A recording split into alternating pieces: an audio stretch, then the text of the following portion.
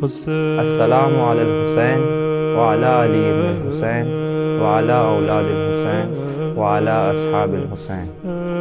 السلام علیکم معزز ناظرین، اس ویڈیو سیریز میں ہماری کوشش ہوگی کہ اصحاب باوفا امام حسین علیہ السلام کا مختصر لیکن جامع خلاصہ آپ سب کی خدمت میں پیش کریں۔ آج کی ہماری اس ویڈیو کا موضوع جناب مسلم ابن عقیل علیہ السلام کا مختصر سا تعارف ہے۔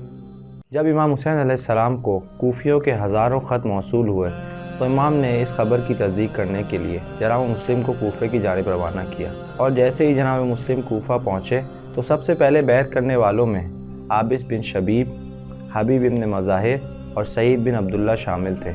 اسی کے ساتھ ساتھ 18,000 کوفیوں نے جناب مسلم کے ہاتھ پہ بیعت کی۔ یہ دیکھتے ہوئے نعمان بن بشیر کہ جو اس وقت کوفے کا حاکم تھا، اس نے کوفے کے منبر پہ جا کے خطبہ دیا اور کہا کہ ہم کسی جنگ کا ارادہ نہیں رکھتے، اگر یزید کی بیعت توڑی گئی تو ہم بھی جنگ کریں گے۔ یہ سن کر عمر سعد کہ جو اس وقت کوفے کی مسجد میں موجود تھا، اس نے یزید کو خط لکھا اور کہا کہ نعمان بن بشیر کوفیوں سے نرمی سے پیش آ رہا ہے اور تمہیں چاہیے کہ کوفے کا کوئی نیا حاکم مقرر کر دو۔ عمر ابن سعد کا خط موصول ہوتے ہی یزید نے اپنے وزیر سرجون رومی سے مشورہ کیا اور اس کے کہنے پر ابن زیاد کو کوفے کا گورنر بنا دیا۔ ابن زیاد نے حکم دیا کہ مسلم کو ڈھونڈا جائے، اور اس کام کے لیے اپنے غلام کے جس کا نام معقل تھا اس کو 3,000 درہم دیے۔ معقل وہ 3,000 درہم لے کر مسجد کوفہ میں آیا اور مسلم ابن اوسجہ کہ جو اپنے زہد و تقوی کی وجہ سے مشہور تھے ان سے قریب ہونا چاہا، اور اتنا ان کے پاس آنا جانا کیا کہ بالآخر وہ اس کو مسلم ابن عقیل کی خدمت میں لے گئے۔ معقل نے وہ 3,000 درہم مسلم کو پیش کیے اور کہا کہ یہ ہمارے قبیلے کی طرف سے آپ کے لیے ہے۔ معقل نے ابن زیاد کو جا کر بتایا کہ مسلم ہانی کے گھر میں چھپے ہوئے ہیں۔ جب ابن زیاد کو پتہ چلا کہ مسلم ہانی کے گھر میں پناہ لیے ہوئے ہیں، اس نے فی الفور خانی ابن عروہ کو اپنے پاس بلایا۔ ہانی نے دربار پہنچ کر اس بات کا انکار کیا، لیکن جیسے ہی معقل دربار میں آیا تو پھر وہ انکار نہ کر سکے۔ یہ سن کر ابن زیاد نے جناب ہانی ابن عروہ کو قید کر دیا۔ جب ہانی کے قید ہونے کی خبر مسلم کو ملی تو انہوں نے یا منصور امد کا نعرہ لگاتے ہوئے کوفیوں کو جمع کیا اور دارالعمارہ کی طرف حملہ کر دیا۔ ابن زیاد نے ایک چال چلی، اس نے کوفے کے تمام قبیلے کے سرداروں کو بلایا اور کچھ کو سونے کی لالچ دے کر اور کچھ کو ڈرایا دھمکایا، اور اس کا اثر یہ ہوا کہ دیکھتے ہی دیکھتے کوفے کی خواتین اپنے بھائیوں، اپنے بیٹوں اور اپنے شوہروں کو مسلم کے لشکر میں سے لے گئیں، یہاں تک کہ مغرب کے وقت تک صرف 30 لوگ جناب مسلم کے ہمراہ باقی بچے، اور جب جناب مسلم نے نماز تمام کی تو صرف 10 لوگ ان کے ساتھ تھے۔ یہ دیکھ کر جناب مسلم کوفے کی گلیوں میں سرگردان گھومنے لگے، اور ایک وقت ایسا بھی آیا کہ جب جناب مسلم تنہا رہ گئے۔ کوفے کی گلیوں میں جناب مسلم کی ملاقات سعید بن احنف سے ہوئی کہ جو آپ کو محمد ابن کثیر کے گھر لے گئے۔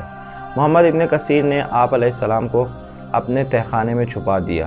جب ابن زیاد کو پتہ چلا کہ مسلم محمد کے گھر پہ ہیں تو اس نے ایک لشکر بھیج کر مسلم کو قید کرنے کا حکم دیا۔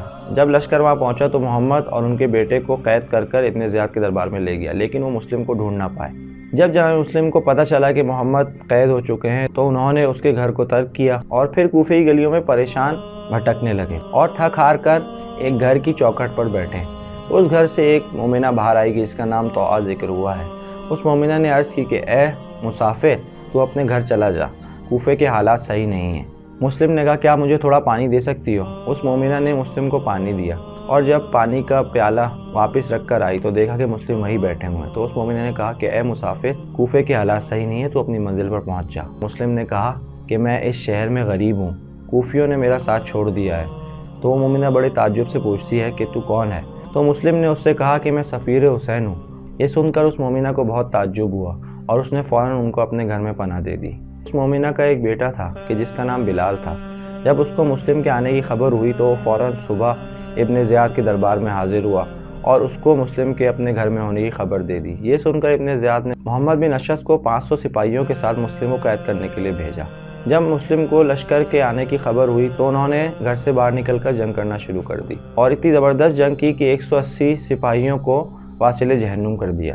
یہ دیکھ کر محمد بن اشعث نے ابن زیاد کو کہا کہ مجھے اور سپاہیوں کی ضرورت ہے، اور 500 سپاہی اس کی مدد کے لیے بھیجے گئے، لیکن اس کے باوجود بھی وہ مسلم علیہ السلام کو شکست نہیں دے پایا۔ ایک ملعون کہ جس کا نام بکر بن حمران تاریخ میں نقل ہوا ہے، اس نے جناب مسلم پر حملہ کیا اور جناب مسلم نے جوابی حملہ کرتے ہوئے اس ملعون کے سر پر ایسا وار کیا کہ وہ شگافتہ ہو گیا۔ یہ دیکھ کر محمد بن اشعث نے ایک چال چلی کہ مسلم کو گڑھے میں گرا دینا چاہیے، اور جب مسلم علیہ السلام گڑھے میں گر گئے تو کوفیوں نے نیزوں اور تلواروں سے ان پر حملہ کر دیا، یہاں تک کہ محمد بن اشعث نے ایک ایسا تلوار کا وار کیا کہ جس سے آپ کی ناک اور ہونٹ زخمی ہو گئے۔ پھر آپ کو زخمی حالت میں عبید اللہ کے دربار میں لے جایا گیا۔ ایک ملعون نے دربار میں آپ سے کہا کہ کیوں تم نے امیر کو سلام نہیں کیا؟ تو اس وقت جناب مسلم نے فرمایا کہ میرا امیر صرف حسین ہے۔ یہ سن کر عبید اللہ کو بہت غصہ آیا اور اس نے دربار میں موجود لوگوں سے کہا کہ کیا کوئی ایسا شخص ہے کہ جس نے مسلم سے زخم کھایا ہو؟ تو بکر بن حمران سامنے آیا اور کہا کہ ہاں امیر میں ہوں۔ تو عبید اللہ نے اس کو حکم دیا کہ مسلم کو قتل کر کے ان کا سر ان کے تن سے جدا کر دو۔ وہ ملعون آپ کو دارالعمارہ کی چھت پر لے گیا۔ جناب مسلم نے اس سے کہا کہ کیا مجھے تم مہلت دو گے کہ میں 2 رکعت نماز پڑھ سکوں؟ اس ملعون نے آپ کو مہلت نہ دی اور وار کے وار کر کے آپ کو شہید کر دیا۔ ہمیں یہ سبق ملتا ہے کہ اپنے امام وقت کی یاری اور اس کی مدد کی خاطر اگر ہمیں اپنی جان کا نذرانہ بھی پیش کرنا ہی کیوں نہ پڑے تو اس سے بھی ہمیں دریغ نہیں کرنا چاہیے، اور کتنے بھی سخت حالات کیوں نہ ہو ہمیں اپنے امام کو تنہا نہیں چھوڑنا چاہیے۔ وَسَيَعْلَمُ الَّذِينَ ظَلَمُوا أَيَّ مُنقَلِبٍ يَنقَلِبُونَ۔